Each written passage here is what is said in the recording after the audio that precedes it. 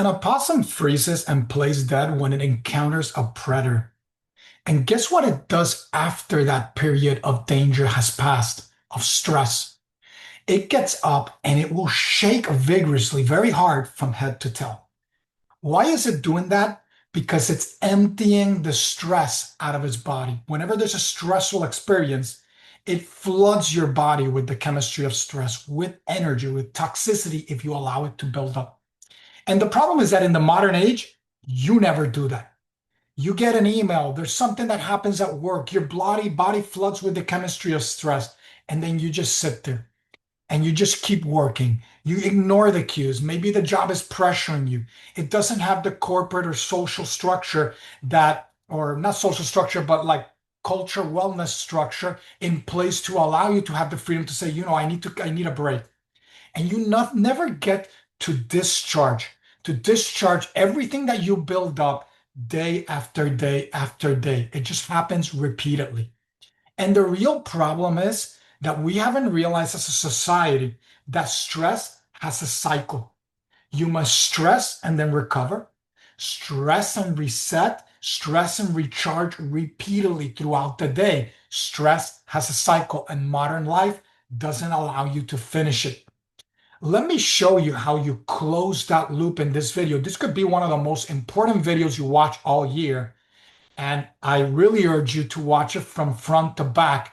It's something that you likely haven't heard, and it's very integral to the digital age, the modern age that we're living. We're doing away with ourselves because of our habits and our routine without realizing that stress is the silent killer of our generation, and it's really compromising our ability to do everything that we do.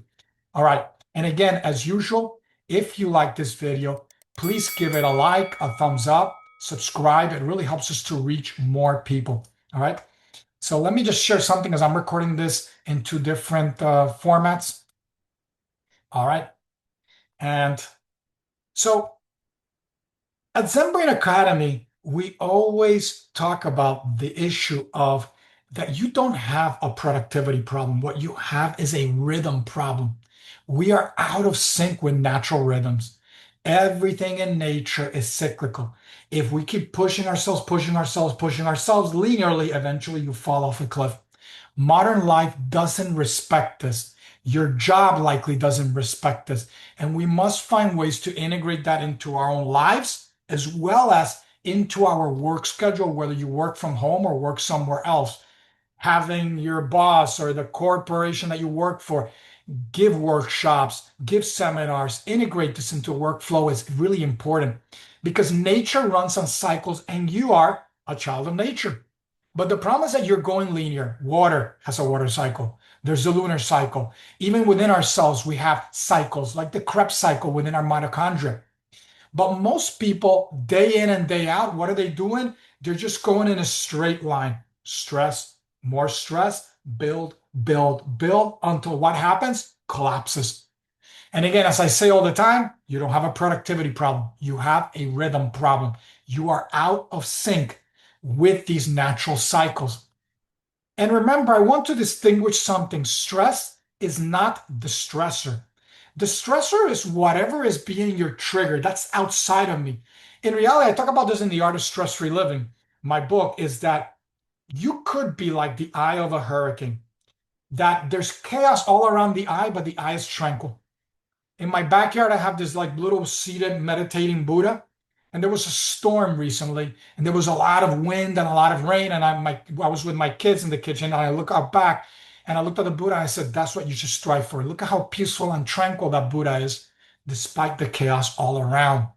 And the idea here is that we often blame and say, "This is stressful, that is stress." And in reality, we're confusing the stressor with stress. Stress is psychosocial. It's what's happening internally, what I'm feeling, my heart racing, the stress chemistry, the muscle tension, the energy moving and getting locked in certain areas of my body. The stressor is whatever's out there that I label as the thing that causes the stress. The email, the deadline, whatever difficult call I have coming up that is just ramping things up. So the trap is you handle the stressor, but the stress keeps circulating within you. This stressor is gone, but now this shows up. I never dealt with this one appropriately. I have a stored up building within me. And it's because I have all these cycles or loops wide open and I'm not closing them to allow it to really be discharged or eliminated from my body, from my mind, from my brain. And this really negatively impacts me, especially my brain health. So, how is this meant to be completed? Is the question. The threat appears. Your body's going to be flooded with energy. What we should do is what animals do. The example, the opossum got up and shook and moved. In the case of, let's say, a zebra or a gazelle, the lion comes in, chases it, and after the lion gives up, it stops. The movement of getting away was that discharge, the panic, the stress. I moved. That's why for some people, exercise is so important. It allows them to allow some of that to let go. They discharge it and then they return to baseline. The problem is that in society, we don't realize that we do this. We're seated there 9 to 5 and let's say, and we accumulate throughout the day and we store. And even if I get an hour of exercise at the end of the day, my body, and I've talked about this in other videos, what does my body remember? It doesn't remember this hour. It remembers all of those 8 hours that I was seated, that I was storing and building. The damage is being done. And this little window here is not enough because it's not designed in a strategic way, implemented throughout the day to close loops repeatedly so that at the end of the day, I'm really doing exercise for other reasons, for fitness, for strength, for self-esteem, what have you, for feeling good, because I enjoy it. So that's something you want to keep in mind as you go about designing your day. You want activation and then you want completion. You want to complete a cycle, a full cycle. The opossum froze, it played dead. There's tonic and mobility there. That's really ancient. It's a real response. Once the danger has passed, it shakes hard. It discharges the energy and then walks away, and it doesn't have rumination, which is a killer for people. I said this earlier, it's psychosocial. We generate the stress. We ruminate, we worry, we project, and we're struggling and wrestling internally. And even though it looks like there's nothing going on, within us, there's turmoil. We're lighting up all the signals of danger. And that's the problem. The shake to discharge idea was made popular by a person named Peter Levine, where he had this somatic experiencing framework that was very influential.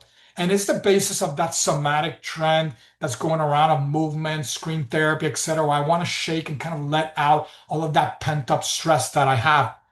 But it's a working model, and again, it's not settled. It's not a settled mechanism. So I want you to keep that in mind. But however, it does fit in, and it explains why humans get stuck. Our threats have changed. It's not the same threat as before. A lion could appear, you could run for it, climb a tree, get away, and the running kind of, in a sense, completed that cycle. But nowadays, there's an email. Your body is still kind of, in a sense, absorbing the stress, but you're just sitting there. You're not mobilizing it. Dozens of times a day, none of them are getting discharged, and it's a huge problem. And it's the reason why stress builds up, and it's connected to so many health problems. And it's why it's one of my two silent killers of the modern age, along with inflammation. Then we compound that with rumination. An animal escapes, it doesn't lie there awake and then is replaying, looking over their shoulder. It keeps the threat. I mean, we keep the threat alive in our mind, in our heads. We consistently do that, whereas an animal does not do that. The author of Why Don't Zebras Get Ulcers, Robert Sapolsky, he talked about that issue of how we replayed this. We turn that ancient threat response with a thought rather than an actual event. There's nothing occurring right now in this office that I'm seated recording, but in my head, I'm generating it. I'm holding on to it. It's psychosocial stress. And that is the real danger. It's this underlying current that I talked about in a recent podcast and in a recent article I wrote for the American Institute of Stress. where I'm a senior contributor. So the cost of an open loop is you accumulate. You feel it in your body. You've got tight shoulders, your jaw is clenched, you feel exhausted, it impacts your sleep. Over time, that chronic unresolved stress will be linked to real harm, cardiovascular problems, disrupted sleep, increased risk for Alzheimer's disease, early onset dementia, that I've been on the record as stating that I see a catastrophic rise in early onset dementia coming for the early millennials down if they don't step in and start doing something about it. It's the silent killer that is operating behind the scenes. And worst of all, because we carry it to bed, we're stealing sleep where recovery is meant to do the most benefit. That deep quality sleep is being disrupted by this unresolved stress. And then we wake up the next day with higher stress levels, with more volatility, more irritability, so on and so forth. And it really compounds over and over again. So, what would I recommend? A cycle of optimization. Run the cycle on purpose. There's a spike. Then you close that all day repeatedly throughout the day. Activation is the spike. It happens to you. You get a call, you get an email. The focused sprint that you're going through, you're just locked in and you're just going, doing, and you don't realize that you're seated there and you're holding tension and you're sending cues that are ramping up stress. Acknowledge it. Notice that it's happening. And then you discharge it. Get up. I say this all the time in the digital age, we don't move enough. Brisk walk. If you have some stairs in a building, you work in a building, go up to the fourth floor and come back down. Shake your arms. If you've got a more private office, put a yoga mat, or even if you don't have a yoga mat, just do some yoga asana, some twists, whatever you can to discharge, kind of like let some of that tension go. If you notice the tension building here, do some shoulder rolls, lie down, just kind of do some even mindfulness helps because it starts to bring awareness of where you're holding it, or yoga nidra, and then you're able to let that go. You recover as well with the breath. If you couple movement with breath, breathing slowly, especially accentuating the exhale, I've talked about it in the past, it activates the parasympathetic, moving your energy away from the stress side, the sympathetic, to signal parasympathetic, stress is over. And that allows you then to return to baseline. You're doing things ideally every 30 minutes. If you can every hour, don't go longer than 90 minutes. You work on ultradian cycles that I've talked about in many videos. The longer you go, the longer the break. If it's 30 minutes, 5-minute break. If it's an hour, you had a long meeting or something, then take 10 minutes. If it's around an hour and a half, then take closer to 15. So that's the ideal scenario. But if you can, keep repeating this over and over again. Like everything that rises must come back to baseline. So must you. So keep that in mind. The movement is going to help you discharge. And then the breath is going to tell your body that it's safe. Together, they're going to close the loop. You're going to stress and then reset. Stress, recover. Stress, recharge throughout the day. It's a quantum approach. Again, your next steps. Check out ZenBrain Academy. We're going to move over to a new platform. It's free. You can try for a month. In about a month or so, we're moving over. Anybody that's currently a member will get an invite to the new platform, an opportunity to be a founding member of ZenBrain Academy and the launch of HeyZenith.ai. Really cool AI app that we're going to be launching. In addition, you can also get my free book, Inside Outcome. Well, it's not free, but you can get it for free. And you can get it for free on ZenBrain Academy as well, but you can get it for free by subscribing to our newsletter. I put out an article this week on exactly this topic if you want to do a little bit of a deep dive. Remember, stress, then reset. Stress, recharge. Stress, recover. That's the whole rhythm. You don't have a productivity problem. What you have is a rhythm problem. Get in rhythm with natural cycles and everything will start to settle in place and you will protect yourself from a dangerous killer that is operating in the lives of everybody in the modern age, which is stress. All right, I'll see you in the next video. Take care. Stay safe.